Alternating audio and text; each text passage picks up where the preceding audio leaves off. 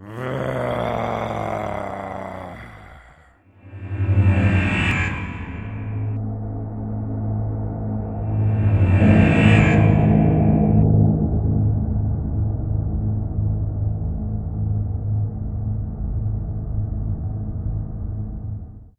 to the 30k channel. I'm your host David, and I've been joined by veteran Colin and his Alpha Legion. Good morning. Welcome. Thanks. And I've been joined by new upstart Phil and his White Scars. Good morning. Excellent. Now, this is the first game we've filmed with guests after nearly a year, which is absolutely amazing. And we've got a blistering game for you. Two fantastic armies. Gents, you've done an amazing job on these, both of you. Thanks very much. Thanks very much. They look really cool. We've got lovely blue and a really nice cool red and white. So very visually stunning, I would say. Yep, absolutely. Yeah, it's been good to have something to aim towards, actually, to get some painting done. I think sort of half the units I've got on the board were painted for this. Wow. And this is your lockdown army, isn't it, Phil? It is. So the Scars were started at the beginning of Lockdown 1, way back pretty much in March of last year. Wow. And since then, we've painted everything that you see in this game, plus Jinzar, Ebon Keshik, and a Contemptor. Jeez. Tons. And there's a lot more to come. Is there? It's going to be expanded. It looks really cool. Now, these gents have had a really long journey from London this morning, traffic and all that sort of jazz, but we've got you here safe and sound. You're fed and watered and you're ready to go. Indeed, yeah. Ready for this mission. Jet bikes are fueled. Exactly. Spent some time at the petrol station. Now, this mission is a little bit wild, and my brain can't cope with all the information for this. So, Colin's going to tell us all about it. Yeah, so today we're revisiting Chondax. So we're taking the first mission from the Chondax campaign in Book 8, Malevolence. And it's a really interesting mission because it starts with effectively the Alpha Legion and the White Scars meeting and having a parley like they're still buddies. And then everything kind of goes south from there. One of the unique bits of this mission is, as you'll see from the board, the warlords and any of their attached units need to begin in the center of the board. And then we did a roll-off just before the game started, and we reversed the order in which they sit. So my side is actually sitting closer to most of the White Scars now, my warlord and his assault squad, and the White Scars warlord and his Golden Keshik accompaniment are closer to mine. Yeah. Because they're still in the midst of this, are they friends, are they enemies? For the first turn, those two units are kind of immune from being attacked unless they do something proactive. Yeah. So if they decide to shoot something or charge something, then it's kind of gloves are off. But assuming that they don't, they've got a kind of degree of immunity, so they're not just sitting there waiting to be leaf blowered off the table, thankfully. So I look at my kind of 3-up save guys with an entire gun line behind them. One of the kind of victory points of this mission are it's a grudge match, effectively. The main aim is to kill that warlord unit and any attached units that starts in the center of the board. If you can do that, you'll score 5 victory points. If the warlord makes it to the end of the game, that you'll get 3 victory points for keeping him alive. There are points for killing things in the first turn, and there are the kind of standard slay the warlord as well as in there. So it's there's a lot of points up for grabs in this game. In addition to that, you've got the bit of the White Scars. If I could amazingly kill all of their bikes, which I think is unlikely, but you never know, then I'll score a victory point. Similarly, Alpha Legion standard martial hubris. There's another point up for grabs there if more of my units get killed. The other thing that can come into play, which is quite unusual but could still happen, we've got a Primus Medicae on the board who can sometimes swing it because they've got the chance to do that, like kind of the glorious, I can forget what it's called. There's a rule where they basically can save an infantry unit's gene seed and score you a victory point as well if they're a friendly unit. So lots of points up for grabs, very cagey match, a lot of maneuver. A lot of reserves as well. A lot of reserves, yeah. And one of the other units have you got in outflank? Yeah, good question. I've got quite a few. Some Seekers. I've got the new Alpha Legion Interrupters as my Causal Hydra unit. Particularly effective against bikes, so they'll be pretty dangerous coming on from outflank. There's a tactical squad in there as well. And I think one of the big things in this will be the Seize roll as well. Yeah. So that the White Scars are rolling on a 4-up Seize thanks to their Warlord trait and also thanks to their Trigorian Brotherhood. So it's 50-50 as to who's going first in this game at the moment. Currently it's the Alpha Legion, but we shall see. Yeah. And Phil, you've got a ton of firepower in your list, haven't you? Yes, a lot of anti-infantry, a lot of heavy bolters and all the jet bikes. We've got the Khagan. We've got the Sky Seekers, which I think are their first appearance on the channel. Yep. The Golden Keshik themselves are no slouch as well, with their scatterbolt launchers, which are all shred heavy flamers, essentially. And then we've got our 5-man plasma cannon, heavy jet bike squad. So we'll wait to see if they manage to get a shot off in this game. Yeah, or if they're jinking the whole time. It's going to be a really thrilling game. There's going to be a lot of to and fro, and the absolute maneuverability of the White Scars against the kind of outflanking shooting from the Alpha Legion is going to be really interesting. I think. It is, yeah. And the obvious choice, the Seeker is going to come on at some point. They've got Combi Plasma. They've got to target that Golden Keshe squad, or target the Warlord and the squad that's with him, as their kind of preferred enemy, because it really all rests on killing that squad. Yeah. So they've got the Primus, they've got to save. They're not invulnerable to what the Seekers will do, but it's really all about that squad and killing that squad. All right, we are going to move on to the armies, but first of all, there is a potential seize. Yes. Tell us all about it. So 4 up for the White Scars to seize. It's an interesting game here, with the first turn being fearless and being also immune to damage. Yeah. So it'll be a question then of whether the boss and his jet bike squad decide to bomb it straight into the back of the Alpha Legion deployment zone, hole up, wait for turn 2, and then just charge everything they can find. But they've got 3 contemptors to contend with. It's going to be a wild ride. Let's find out. We need a 4 up from the White Scars. Right. Go on. No, 3. Ooh. First turn Alpha Legion. Yeah, there you go. All right. The Warlord for the White Scars is a Praetor equipped with Iron Halo, digital lasers, melter bombs, Paragon Blade, riding a Scimitar jet bike and accompanied by a Cyberhawk. Second HQ choice is a Librarian with Force Axe, 2 levels of Psychic Mastery. He knows the Prescient Psychic Power, and he knows Psychic Shriek. He's equipped with melter bombs, a Shamshir jet bike, a combat shield, and a Force Axe. Third HQ choice for the White Scars is a Primus Medicae, equipped with melter bombs, power axe, Shamshir jet bike, and combat shield. The only elite choice for the army is the Golden Keshe. There are 3 additional Golden Keshe riders, and the Sergeant has a Thunderhammer. First troop choice is a jet bike Sky Hunter squadron. There are 2 additional jet bikes, a multi-melter. They're all upgraded to carry melter bombs, and there is a Sky Hunter Sergeant. The second troop choice is a jet bike Sky Hunter squadron, with 2 additional jet bikes, a multi-melter, melter bombs. One model is upgraded to be a Sky Hunter Sergeant, and he's equipped with a Power Fist. Third troop choice is a jet bike Sky Hunter squadron. They're all equipped with melter bombs. The fourth troop choice is a jet bike Sky Seeker squadron. They're all upgraded to be carrying heavy rotor cannons, and the Sergeant has a Lightning Claw. Fifth troop choice is a tactical squad. The Sergeant's armed with a Power Fist.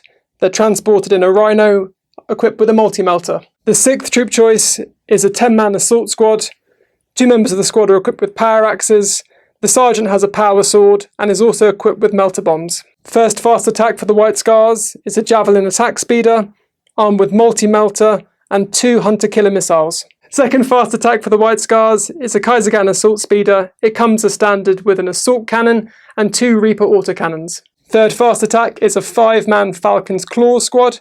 They're all equipped with melter bombs, and they come as standard with recon armour, Camellia Line and Lightning Claws. The only heavy support choice for the White Scars is a jet bike Sky Slayer squadron. There are 2 additional jet bikes. They're all equipped with plasma cannons, and one has been upgraded to be a Sky Slayer Sergeant. The Alpha Legion Warlord is a Legion Praetor. He's equipped with a jump pack, a Paragon Blade, a Power Dagger, and a Iron Halo. Alpha Legion's second HQ choice is a Legion Mortificator. He's armed with a Charnable Saber, a Refractor Field, a Servo Arm, a Combi Plasma, and a Corposant Stave. He is accompanied by 3 Quartus Contemptor Dreadnoughts, and they're all identically armed. They have Kerry's assault cannons, Dreadnought close combat weapons with built-in bolters, and extra armour. Alpha Legion first elite's choice is the Coils of the Hydra Rewards of Treason unit, and it is a Alpha Legion Interruptors unit. They are armed with plasma burners and rad grenades, and the Sergeant is armed with a Power Dagger additionally. They are accompanied by a Legion Apothecary who is armed with a Power Dagger. The Sergeant is also equipped with a Phosphex Bomb. Alpha Legion's first troop choice is an Assault Squad. The Sergeant is equipped with a Power Fist and a Power Dagger.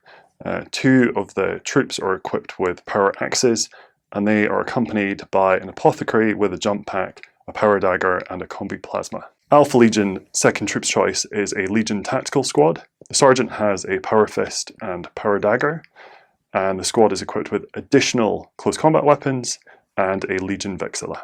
Alpha Legion, third troops choice, is a Legion tactical squad. The sergeant has a power fist and power dagger. The squad has a vexilla, and they are in a Legion rhino.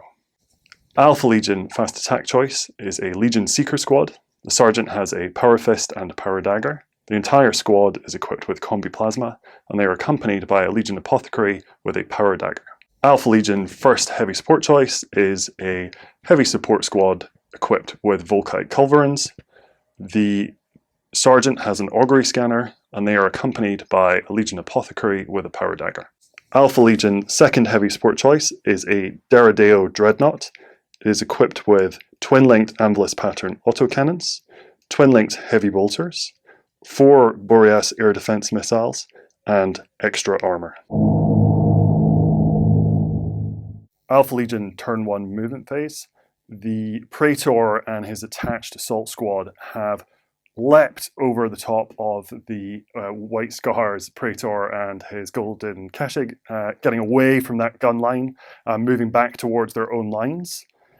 In the backfield, we have the heavy Volkite culverins have stayed put, lining up some shots into that back line of the White Scars.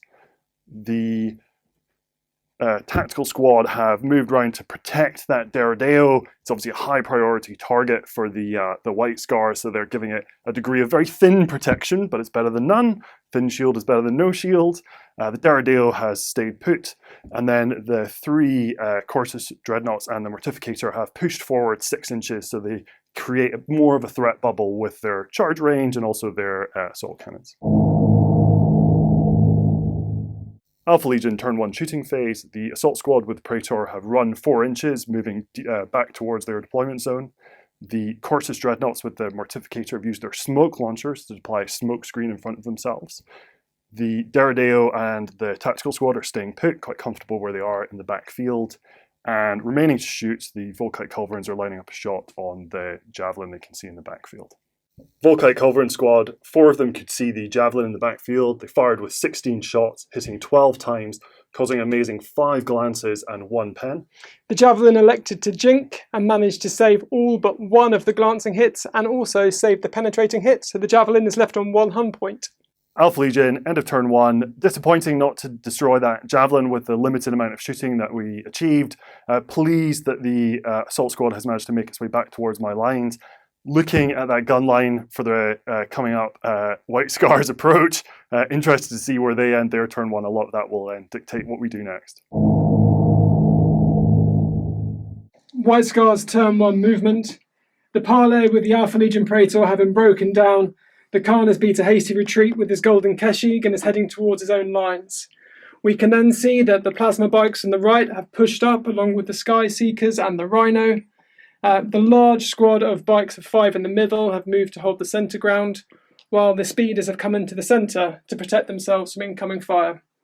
The bikes on the left have then switched around, just to move about really. Turn 1 shooting for the White Scars. The Praetor and the Golden Keshig have retreated back into their own lines by way of turbo boost, ready to redeploy in the coming turns. The Sky Slayer jet bike squadron, 4 of the plasma cannons could see the Volkite culverins. Some great rolls on the scatter means we've got 10 hits.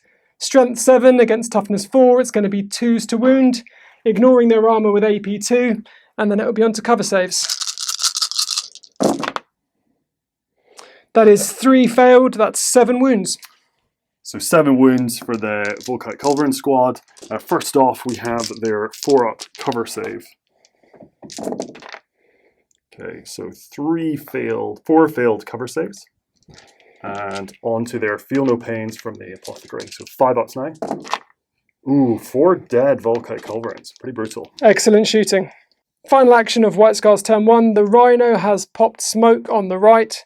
No more turbo boosting, no more shooting.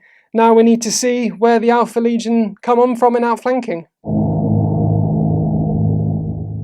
Alpha Legion turned to movement phase. Amazing series of reserve rolls. Everything came in from reserve. We'll start off with the Plasma Seeker squad have come on in the backfield, lining up a shot on their preferred target, which is the Praetor with the Golden Keshig. The Tactical squad have come on with their Rhino, and they've snuck out and they're lining up a shot on the Sky Seekers, hoping that they can plink off some of that 3+ armor.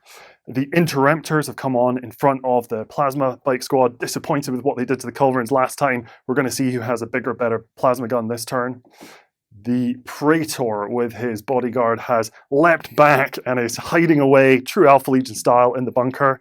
The Volkite Culverins, a couple of them have reshuffled just to get a line of sight onto the front of that Rhino, maybe plink off a few hull points on the Rhino if they get a chance. Deradeo, with his ablative tactical squad, has pushed forward 6 inches so he can put some of the fire downfield. And then the Mortificator, with his 3 Cortus Dreadnoughts, has decided now's the time to start charging up the table and is going route 1 up the middle. Alpha Legion turn to shooting. The Legion Tactical Squad rapid fired their bolters into the Sky Seeker Squad. 19 shots. The Sergeant only has a bolt pistol because he's carrying a fist. We hit 15 times and caused 5 wounds? 3 wounds, of which I passed 2 saves, so only 1 Sky Seeker dies. The Rhino fired at the same Sky Seeker squad. 2 shots rapid fire, 2 hits, 1 wound, and it was saved. Shooting with the Legion Seeker squad with combi plasmas, they targeted the Warlord's unit, or their Warlord being the preferred enemy, so firing at the Golden Keshig and the Warlord, the Librarian, the Primus Medicae. They hit with 9 shots. 1 gets hot, which they managed to save on the armor save. Of the 9, they then did 9 wounds, rerolling those 1s with preferred enemy, really clutch there. And then we had our 3+ Jinx save, followed by 5 up on the Primus Medicae, and it resulted in 3 Golden Keshig being killed. Alpha Legion Interruptor squad firing at the jet bike squad with the plasmas. They rolled for their random number of shots. They got 1 plus 2 shots each, so 3 shots each, taking them up to 27 shots total for the unit of 9. They fired, they hit 17 times. They then caused 6 wounds with no cover saves, no armor saves available, wiping the squad. Alpha Legion heavy support squad with the Volkite Culverins. 2 of them moved round to get a shot onto that Rhino, so they were snap firing, fired 8 shots, didn't manage to hit, but the remaining 3 put 12 shots down. They hit a total of 9 times and caused an amazing 5 glances and 2 pens. And yeah, didn't make enough cover saves, and Rhino is destroyed. It's a wreck. Alpha Legion Deradeo Dreadnought decided it's finally time to unleash on the White Scars. Looking downfield, the only unit he could see that was in range was the 5-man Scimitar Jetbike squad. He fired the Anvilus pattern autocannons to begin with. 4 shots, 4 hits, 3 wounds. And then 1 failed the armor save. And then decided to unleash the Boreas missiles onto the same squad, firing 4 missiles, hitting 4 times, causing 3 wounds with no saves available. End of the Alpha Legion shooting phase, some run moves. The tactical squad at the back with Deradeo decided that it's time to give him up and push forward. They ran forward 5 inches. The Mortificator and the Dreadnoughts pushed forward a mighty 6 inches on the run move, trying to engage with what's going on at the backfield. In the far distance, the Praetor and his squad have moved 5 inches deeper into cover, thinking about what they do next, but sitting pretty at the backfield. There were a couple of leadership checks at the back. The sergeant that remains from the Scimitar Jetbike Squadron, he passed, and also on the Sky Seeker squad, they also passed. White Scars turn 2. Bit of luck with the reserve rolls. We've managed to get the Falcons, Claws and the Assault Squad on the same side. They're moving forward to threaten the Deradeo. In the White Scars deployment zone, the jet bikes have used their mobility and have repositioned to engage the new Alpha Legion threats, closing the distance with the Javelin, the Golden Keshig, the various jet bike units, and the tactical squad who emergency disembarked from a Rhino are lining up a Fury of the Legion. The Stormseer tried to cast Psychic Shriek on the Alpha Legion Seekers. He successfully cast it on 1, but unfortunately it was denied by the Alpha Legion Seekers. He then tried to cast Prescience on his own unit and failed. White Scars turned to shooting phase. We started with the Javelin Land Speeder. Its Cyclone missile launcher and multi-melter killed 3 Alpha Legion Seekers. Next up in the White Scars shooting phase, we have the Legion Tactical Squad with Fury of the Legion. 38 shots using the assistance of the marker lights on the Sky Seeker Squadron and the Cyberhawk from the Praetor meant that we were hitting on 2s, re-rolling 1s. That meant 38 shots, 37 hits, 15 wounds, but when it came to the armour saves... Yeah, unfortunately, armour saves, I only failed 4 armour saves and then managed to make 2 feel no pain, so only 2 dead interrupters after all that. Not what we wanted. The lone Sky Hunter Sergeant with Power Fist opens up on the Rhino with his heavy bolter, 3 hits, but causes no damage. Sky Hunter Squad target the Alpha Legion Tactical Squad. The multi-melter vaporizes 1, and the heavy bolters manage to peel off 1 more. 3-man Sky Hunter Jetbike Squadron targeted the Alpha Legion Tactical Squad with its heavy bolters. We managed to kill a further 2. End of the White Scar shooting phase. 2 Alpha Legion units had to take morale checks. First was the Seeker Squad, having lost 3 of the unit. They passed the flying colours. Unfortunately, the Tactical Squad with the Vexilla failed twice and have run 6 inches back towards our board edge. White Scars assault phase, we had 3 charges in total. The Sky Hunters Jetbike Squadron of 5 bikes charged into the fleeing Alpha Legion. They made their charge distance. The Alpha Legion promptly failed their roll to regroup, failed it again with their Vexilla, once again rolling 10s, and then were consequently swept. The lone Sky Seeker Sergeant with Power Fist successfully charged the Alpha Legion Rhino. And then finally we had the Praetor and the Golden Keshig charging into the Alpha Legion Seeker Squad. Their overwatch was ineffective and the bikes made the charge distance. At the start of the combat between the Praetor with his Golden Keshig and the Seeker Squadron, Hammer of Wrath caused 1 wound on the Seekers, which was then unsaved. The Praetor issued a challenge which is accepted by the Alpha Legion's Apothecary. Hammer of Wrath was ineffectual against him, but now the Praetor gets to swing. Striking at initiative 10, the Golden Keshig with their Kontos Power Lancers managed to get 3 hits, 3 wounds, 1 of which is instant death, and the other 2, the Apo failed to save them, resulting in 3 dead Seekers.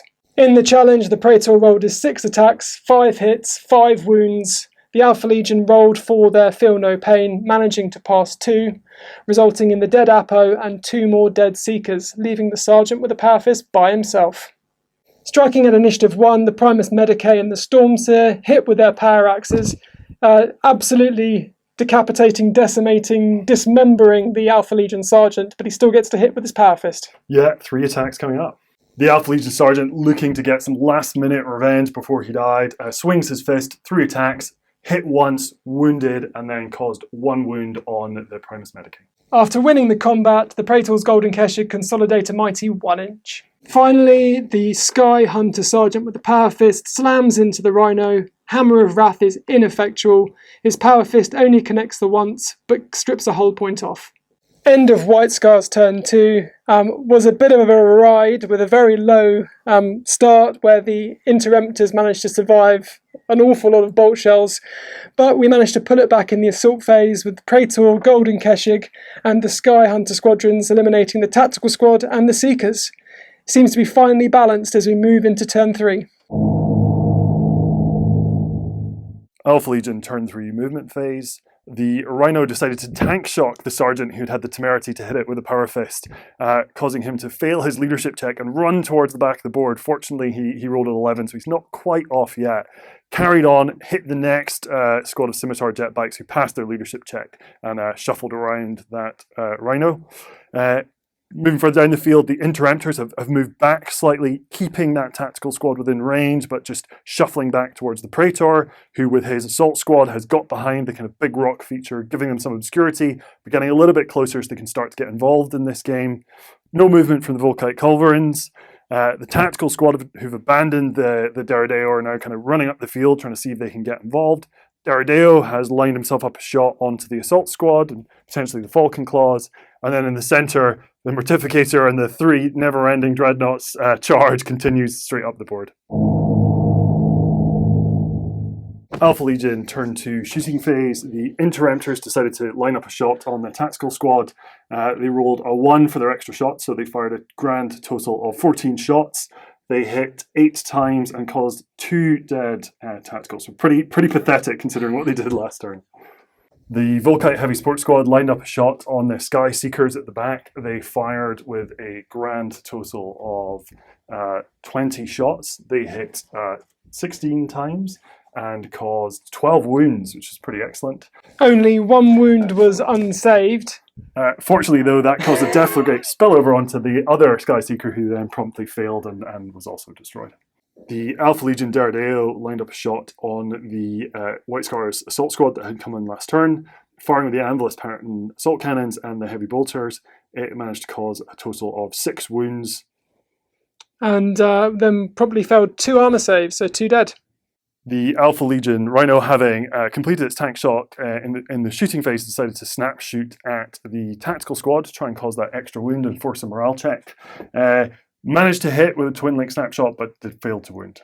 End of the Alpha Legion shooting phase. The Mortificator and the Dreadnoughts have run a mighty 5 inches up the board, continuing to close that ground on the kind of mob of White Scars at the back of the board.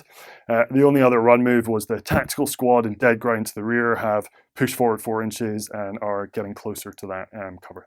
Alpha Legion Praetor, he and his squad have got behind the big rock feature, trying to hedge their bets as to where the White Scars are going to pop out. Alpha Legion, end of turn 3. A fairly cagey turn for the Alpha Legion. We're trying to turn the screw a little bit on the White Scars right now. Disappointed with the way the Interemptors dealt with the tactical squad. I was really expecting more there. Pleased with the continued progress of the Volkite Culverins. Getting rid of that squad of Sky Seekers was pretty big. The Deredeo's got a mission to try and chip off wounds in the backfield, but let's see what you can do over the next few turns. And really, it's beginning to hot up. Things are getting a little bit closer. The kind of highlight for me of that turn was definitely the Rhino pulling off the tank shock on the Sergeant. It's rare to see, but it's great when it comes off. White Scars turn 3, movement phase. First Sky Hunter Squadron has moved round to the left, ready to go flat out in the shooting phase. The Golden Keshig with the Praetor has relocated into the middle, away from the Intratemptors, and also is going to attempt to go flat out in the shooting phase. Unfortunately, at the start of the turn, we saw the power fist wielding sergeant from one of the jet bite squads who'd been tank shocked. He fled the field of battle. We then have the tactical squad moving away from the Interemptors, and the jet bikes, the Kaisergan and the Javelin, preparing themselves to unload into the Interemptors, hopefully to wipe them out. In the Alpha Legion deployment zone, the Assault Marines career forward. Now assisted by a Cyberhawk, they'll be looking for an 8-inch rerollable charge in the assault phase, and the Falcon's Claws, poor fellas, they're still coming on, trying to do their best. At the start of the shooting phase, the Falcon's Claws have run 5 inches forward. Sky Hunter Squadron on the left goes flat out down the flank of the battlefield, ready to head into the backfield next turn. Here we have the Praetor and the Golden Keshig. They've also gone and turbo boosted into the left-hand corner of the White Scars deployment zone. 5-man Sky Hunter Jetbite Squadron, multi-melter misses, but the 4 heavy bolters managed to take down 2 Alpha Legion Interemptors, including the Sergeant. White Scars Kaisergan has managed to find its range, has targeted the Interemptors, and has managed to take out 4 of them. The White Scars Javelin Landspeeder has targeted its Cyclone missile launcher on the Interemptors, and as you can see, they're all dead. That's the Apothecary and the last remaining killed by the missiles. White Scars assault phase. The Legion Tactical Squad have managed to make their charge into the Rhino, and they hope to destroy it where the jet bikes failed. And then we can see deep in Alpha Legion territory, the White Scars assault squad have successfully charged the Deredeo without the assistance of the Cyberhawk, which nonetheless was there. The Deredeo managed to score no hits or only 1 wound, which was saved on Overwatch. Combat between the White Scars Assault Squad and the Deredeo Dreadnought, a grand total of nothing was achieved. Deredeo scored 1 wound, which was saved. The Sergeant with his melter bomb missed. White Scars Tactical Squad, they managed to attach 3 crack grenades to it, which successfully penetrated and glanced the Rhino. It then became a wreck. End of White Scars turn 3. A successful turn on the whole, very pleased to get rid of the Interemptors. We now started to fan out, use some of our manoeuvring to encircle the Alpha Legion. It's going to be an interesting turn 4 though, once they get those Dreadnoughts and their Praetor and Assault Squad to bear. Alpha Legion, turn 4 movement phase. The Contemptors have finally got in range to do something in the middle of the board. One of the unique traits that this unit has is that it can fire at 3 different units with the Dreadnought. So lined up shots in as many units as I can see, the ones that are kind of high priority threats. In the backfield, it's been a bit of a switcheroo. The tactical squad has pulled back, sizing up which threat they want to deal with, Falcon's Claws or the assault squad. The Praetor and the Assault Squad have also come back to help out that Deredeo, and then the Volkite Culverins are staying put, lining up a shot onto the Falcon's Claws. Alpha Legion, turn 4 shooting phase. The first Contemptor Dreadnought fired at the Kyrgyzstan Speeder. It had jinked. I managed to hit it 5 times, but unfortunately caused 0 damage to it. The second Alpha Legion Contemptor fired at the Command Squad, managed to cause 4 hits, 1 rending hit, and 2 normal wounds, all of which were saved. The final squad, the Contemptor again, managed to cause 4 hits and 0 wounds this time. All of those units had jinked though, so some effect into the next turn. Final piece of shooting from the Mortificator himself, this time firing his Combi Plasma. It's a long-range snipe with the Combi Plasma into the squad that was trying to sneak around the flank. Hit once, wounded once, killed 1 bike. They went on to fail their morale check. The heavy Volkite squad at the back of the board lined up a difficult shot onto the Falcon's Claws. They fired 20 shots, they hit with 14, they caused 12 wounds. That went on to wipe the squad out. Alpha Legion, turn 4 assault phase. The Praetor and his assault squad he's attached to charged in to help the Deredeo and take down this assault squad. Alpha Legion Praetor issued a challenge to the White Scar Sergeant, who manfully stood up and was beheaded by the Praetor with his Paragon Blade, who then swept around and took down another 3 Assault Marines. Hitting next, the Apothecary took a stab with his Power Dagger, 2 hits because specialist weapon, hit twice and caused 1 wound at AP3, killing another Marine who will get to swing back at initiative.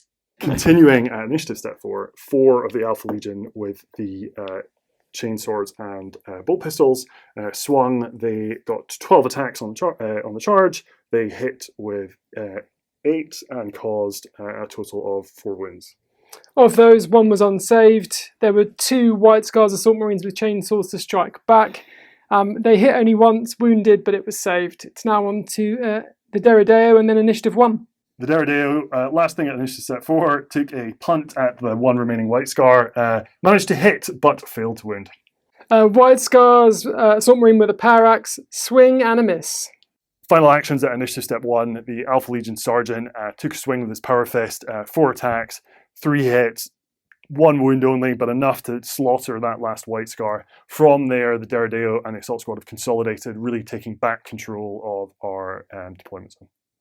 End of Alpha Legion turn 4. Pleased with how that went. At the beginning with the shooting from the Cortis Contemptors, I was a little disappointed, if I'm honest, about how much damage they were putting out.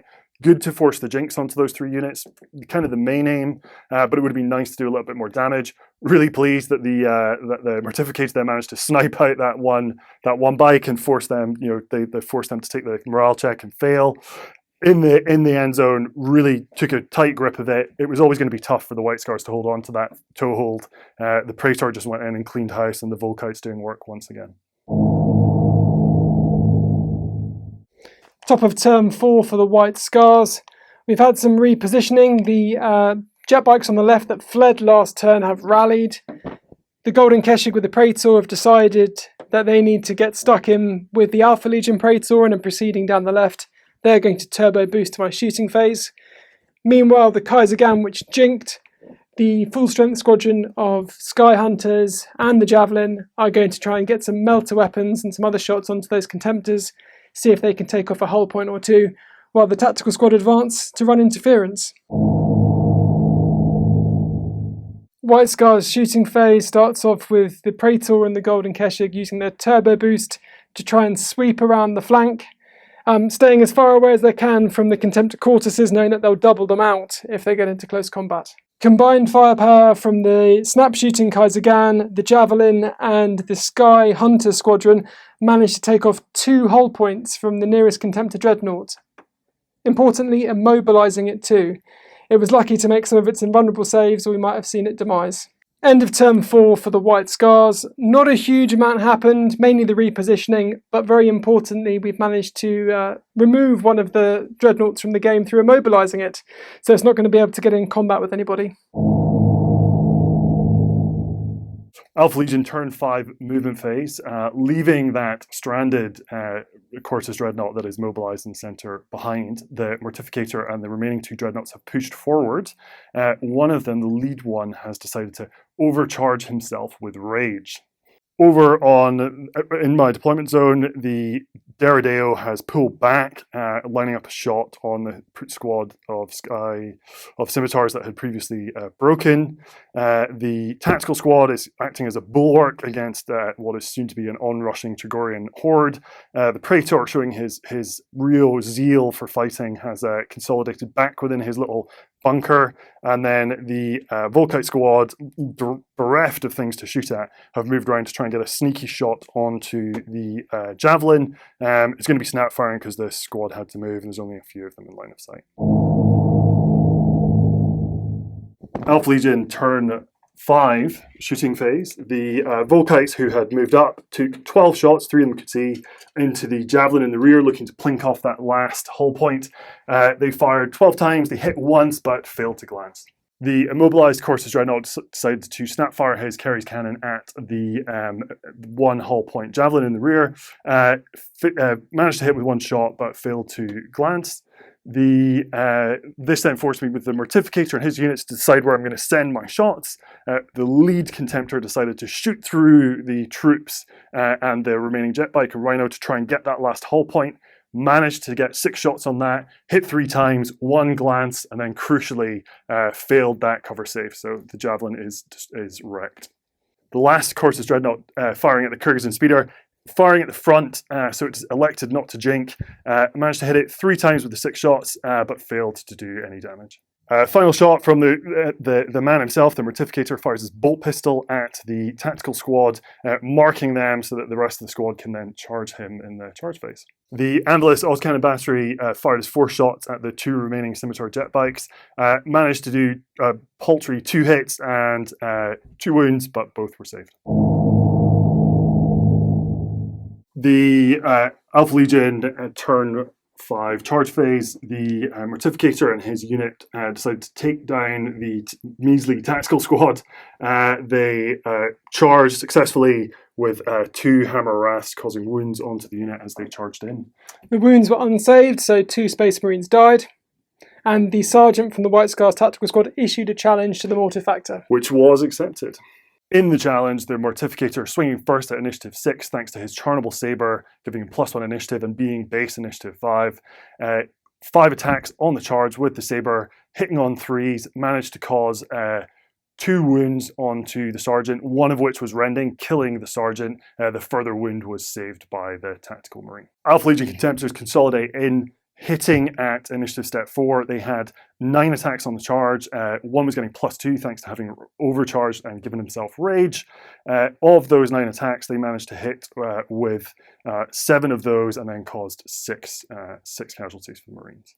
The Contemptor Cortis that overcharged and gave himself rage both squashed the tactical squad, but also did himself some damage, taking a glancing hit at the end of the round, which the Mortificator failed to save. End of Alpha Legion turn 5. Really, this was the story about the Dreadnoughts. They managed to do just what they needed to do. Disappointing not to do anything to the Kyrgyzstan speeder. However, great to get rid of that the final hull point on the Javelin and doing what they needed to do in terms of tearing the tactical squad to pieces.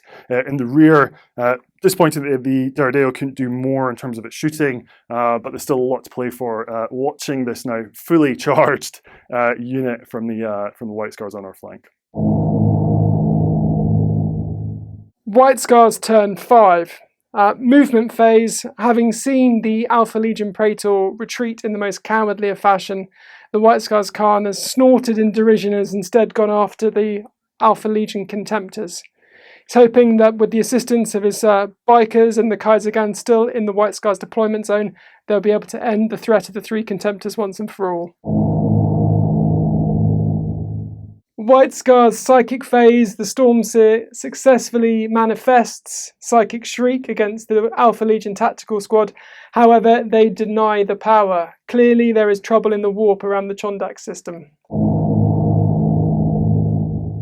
White Scar's shooting phase, the Praetor and the Golden Keshig. Only the Praetor has a ranged weapon capable of hurting the stricken Contemptor Dreadnought.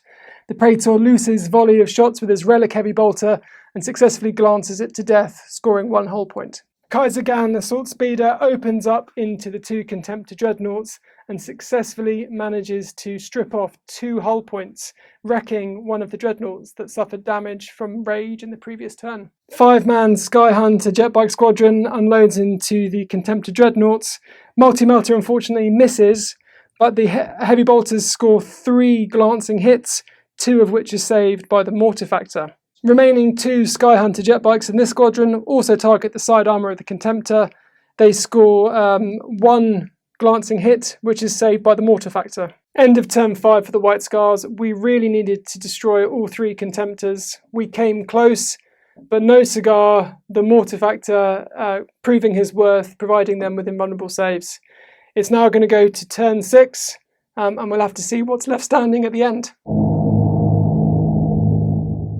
6th and final turn, limited amount of movement from the Alpha Legion in the backfield. They have continued their heroic retreat from the White Scars command squad with the Golden Keshig and the Warlord and Librarian.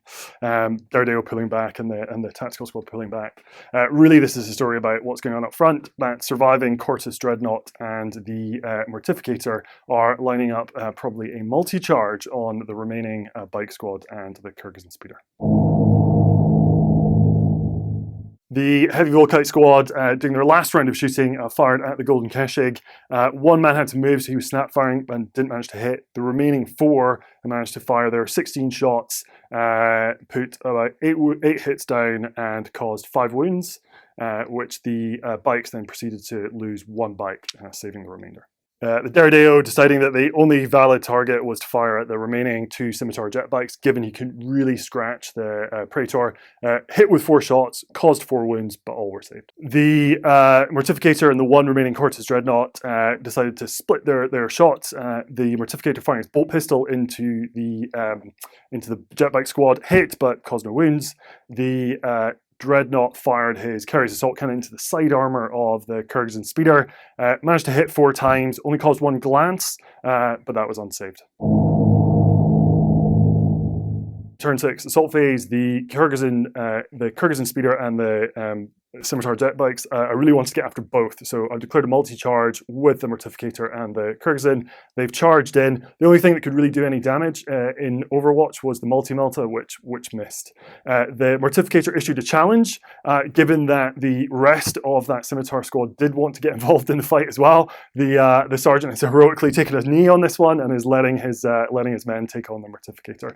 The Hammer of Wrath is going to go into the Khagan Speeder. The Cortus Dreadnought running into the side of that Khagan Speeder hits with a Hammer of Wrath, failed to do anything with the Hammer of Wrath, really had to then push it with the 3 attacks, doesn't get the extra one for the charge, so it's 3 attacks base, hit with 1, but that was enough because at strength 10 it was enough to at least glance, managed the pen in the end, which immobilized and destroyed the Khagan Speeder. Hitting at initiative step 6, the Mortificator swung in, only getting 4 attacks on the charge this time because of the multi-charge, managed to get 3 hits, only 1 of which rended, but that was enough to take down 1 of the bikes. White Scars get to strike back. They realise that they've got melter bombs, proceed to strap 3 of them to the Contemptor Dreadnought, manage to secure 2 penetrating hits.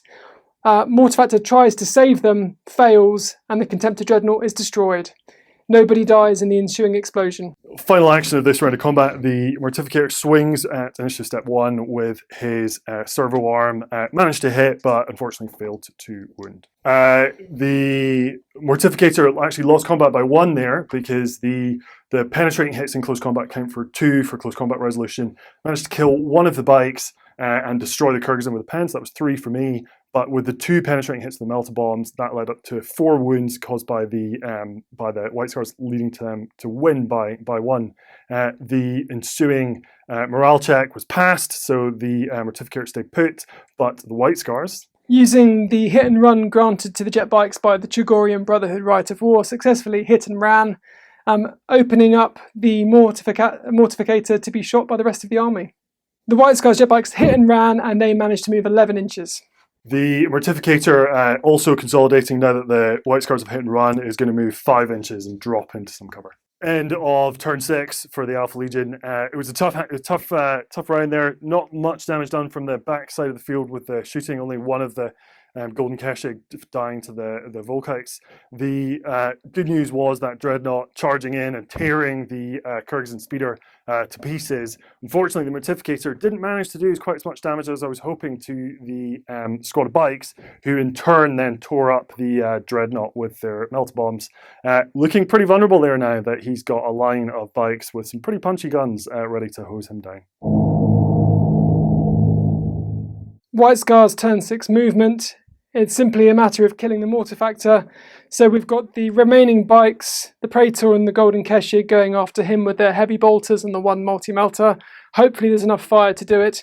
Meanwhile, the Stormseer, determined to make his psychic powers count, is going after the Alpha Legion tactical squad in an effort to psychic shriek them off the table. White Scar's psychic phase. Stormseer finally manages to manifest Psychic Shriek, casts it successfully against the Alpha Legion tactical squad, also perils in the process, manages to cause 5 wounds, and causes himself a wound from the feedback from perils of the warp. The Alpha Legion pass their leadership test and remain in the game. Turn 6, White Scars shooting. The jet bike Skyhunter squadron, wanting to avenge their falling comrades, unloaded their full arsenal into the Mortifactor. Heavy bolters bounced harmlessly off his armour, but the multi-melter cut straight through to the core, and that's 1 dead Mortifactor. End of turn 6 for the White Scars. Threw absolutely everything we could at trying to claw back some victory points in that last turn by killing as much as we could. Very pleased the Mortifactor's on, but now we need to top the victory points up, and we'll get back to you with the results. 6 full turns of White Scars Alpha Legion action, and that was wild. It certainly was. Yeah, took my breath away. What can I say? Holy hell, there was a ton of movement. I can't believe how far those dreadnoughts made it up into the White Scars. Yeah, it was always kind of part of the game plan. It was just like keep boxing them in, just keep moving up, and eventually they're going to have to make a run for it. Yeah.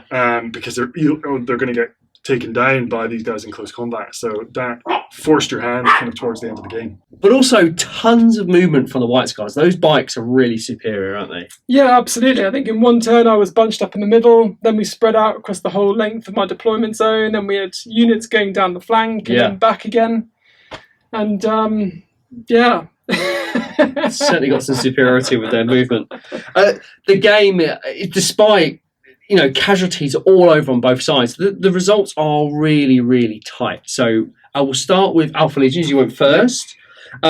So you both had to kill each other's warlord, which you didn't manage either. There's not a lot of contact between those two units, was there? There wasn't. It was this cat and mouse game of like, whoever kind of exposes themselves first is going to get hit hard, and neither of us were kind of willing to put ourselves in the middle, rightly so, to get hosed down. And I was hoping there was going to be this opportunity where there was an exposed squad or something they could go after. Other than the assault squad, there wasn't that much opportunity for my assault squad to go out into the open and leave themselves exposed. But when they did just step out, they caused some damage and then came back again, didn't they? They went back in their bunker. It was good. So for a surviving warlord in the game, there was 3 points awarded to that player. So you both scored 3 points because your warlords are still alive. However, at the very last turn of the game, the White Scars picked the Alpha Legion for an extra victory points for last man standing because you killed the Mortificator, didn't you? I know. I mean, that was a hell of a couple of turns of shooting and assault to try and get rid of all 3 dreadnoughts and then the Mortificator. But to do it on the last turn with a multi-melter in some style was pretty special. Yeah, so that one last victory point, one of the rules of this mission is that whoever has the most units standing at the end, not how many units have been killed, just who's got the most units standing, wins an extra victory point. Yeah. I think what I was hoping for in turn one was there's also points up for grabs for just taking any units off the game. So that shows just how swingy that one javelin on that one hull point was. Both came really close. Really close, didn't you? yeah. It would have definitely turned the tide, or at least made a draw. There were some really spectacular things for this. Lots of sweeping movements from the White Scars. The Alpha Legion did absolutely what they do, and they outflanked, caused some damage. Those Interruptors were really, really good.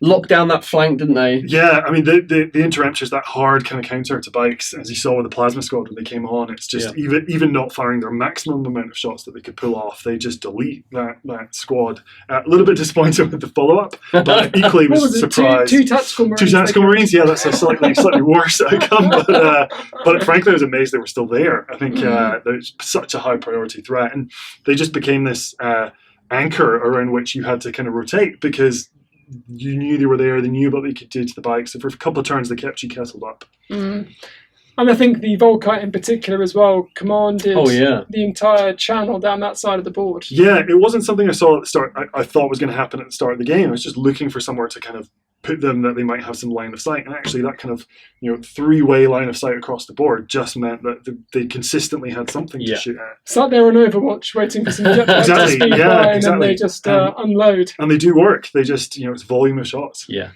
And Phil, you did a fantastic job. I didn't think that wall of dreadnoughts was going to fall, but you did it though, didn't you?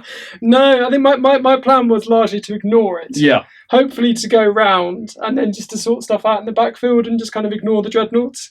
But that just never really happened. And they just got closer and closer, as Colin said.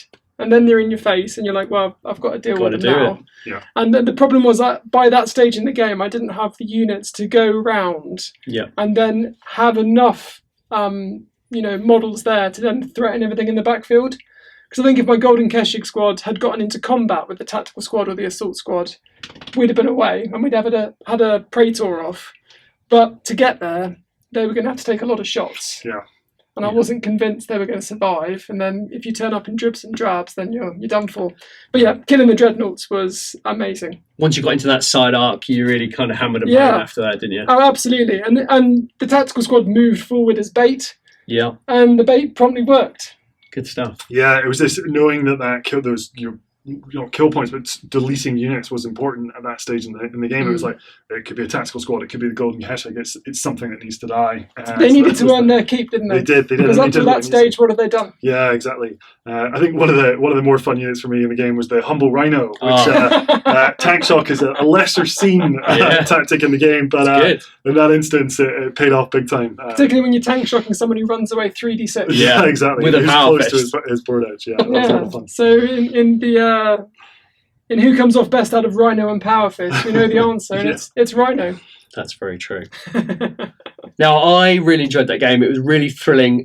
Two really fluffy armies. Chondax is the kind of the setting we were in, and we've got these two opposite forces facing off each other. So it was really cool. And visually as well, I think it was really great. You've got the beautiful white, as I said, against the kind of metallic blue. So I think all the colours work together really well. So it was a very visually stunning game. So thank you so much for both your efforts. And thank you, David, for, I think, a brilliant table as well. Oh, good. So it fitted the theme perfectly. Lots of room for the armies to manoeuvre, and for my bikes in particular to take advantage, I think, of the space to and move. one of the real knacks of this board as well was making sure there were places that the troops could go and get some cover and hide, and there were plenty of little spots for them to snuggle into and force the bikes to come a bit closer, and you saw that play out throughout the game. Yeah, and I think maybe what viewers don't realise is just the level of the relief, the topography of the map with all of the hills. It's hard to show that actually on camera. Absolutely. But yeah, you can't get a straight line across or widthways of the board, which is quite cool.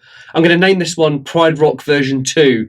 We did a Pride Rock game it was like Pride Rock with some Alpha Legion and Spaceballs, I think it was, and now we've got it Mark II. It's a little smaller version, but it's quite cool. Now, if we want to follow you fine gents and your lovely armies, where can we find you? Yeah, Instagram mainly. So I am Al_Omegon on Instagram. You can find me there. Fantastic, Phil. I've only got Instagram for my social media, it is at Black Arc Miniatures. Great stuff. And obviously you can follow the channel at 30k channel. But we've got some more discussion. Blood Bowl, talk to me about that. Indeed. Yeah, so as you can tell from the t-shirts, we're both also, our second hobby, big fans of Blood Bowl and play in the league in London, the DBL. It's we don't take ourselves too seriously, and it's a lot of fun. And actually, it's been a real boon for Heresy players recently. In lockdown, we've seen sort of 15 members of the Blood Bowl community have migrated to Heresy as well. Yeah, absolutely. So a big shout out to all of the Dragon Ball League Heresy players.